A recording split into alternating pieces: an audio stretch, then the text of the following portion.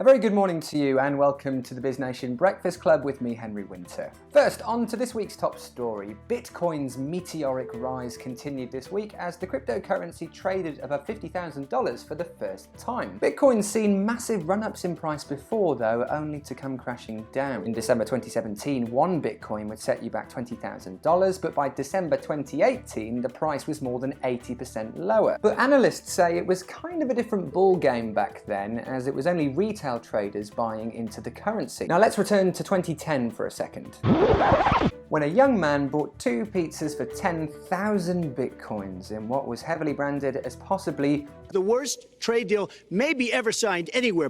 Now, although he says he has no regrets, we can't help but wonder if he's lying, because that 10,000 bitcoins he spent back in 2010 would now be worth $500 million. But no, I'm sure it was definitely worth it for the anecdote. No regrets.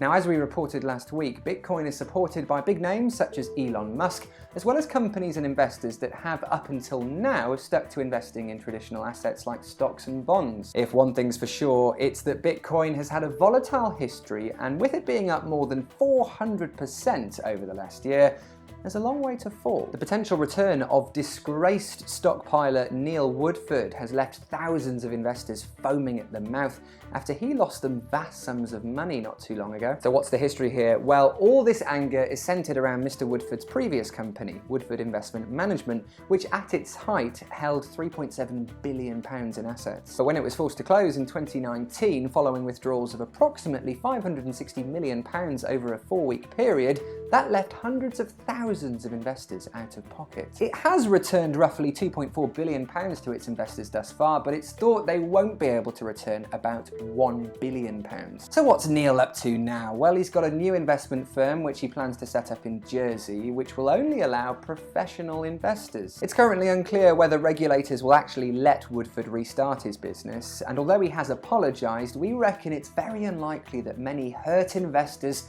will let this go without a fight. Facebook has banned the sharing of news in Australia on its platform. The move comes after Australia wanted the social media giant to pay news outlets for their content. This is just another reminder of the power these big tech companies have, and that Mark Zuckerberg is certainly not afraid to flex his muscles. What's also weird is Australian politician Josh Frydenberg has even revealed he held talks with Zuckerberg last weekend and said Facebook gave no sign of their intentions. Now, although the platform said it took the decision with a heavy heart, the timing could not be worse, with Australia about to roll out its vaccination efforts. Those of you who follow us on our social media accounts will have noticed we put out a poll earlier this week where we asked how many of you had used Goldman Sachs' wealth management advice. And not surprisingly, 18% of you said you had used it compared to 82% who hadn't. Now, this is mainly because before this week, you could only get access if you had at least $10 million. Well, now us mere mortals can have access to Goldman's investing products with the release of Marcus Invest. This is available to all customers, providing they have at least $1,000 to invest. Marcus already offers savings accounts in the US and UK, and the move into investment advice represents an initiative by their CEO David Solomon to maneuver the investment bank towards consumer banking, which is seen as a safer sector due to its more reliable and consistent income streams. And finally, have you ever sent an email to the wrong address, or maybe accidentally pressed send on a DM before you finished writing it?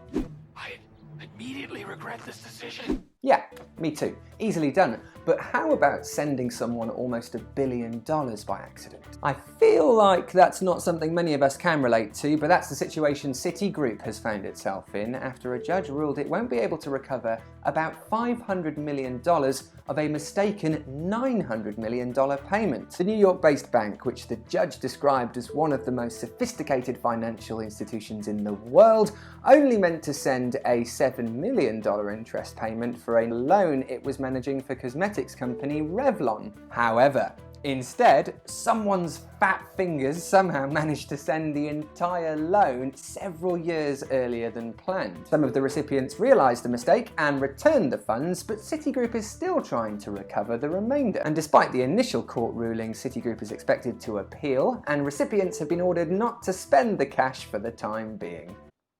Well, that's all we have time for this week here at the Biznation Breakfast Club. If you haven't already, make sure you're signed up to our weekly newsletter, which hits your inbox every Friday. All you have to do is go to biznation.co.uk and pop in your email. And in the meantime, if there's anyone who wants to accidentally send us $1 billion, you have our blessing. Thanks for tuning in. We'll see you again next time. Bye-bye.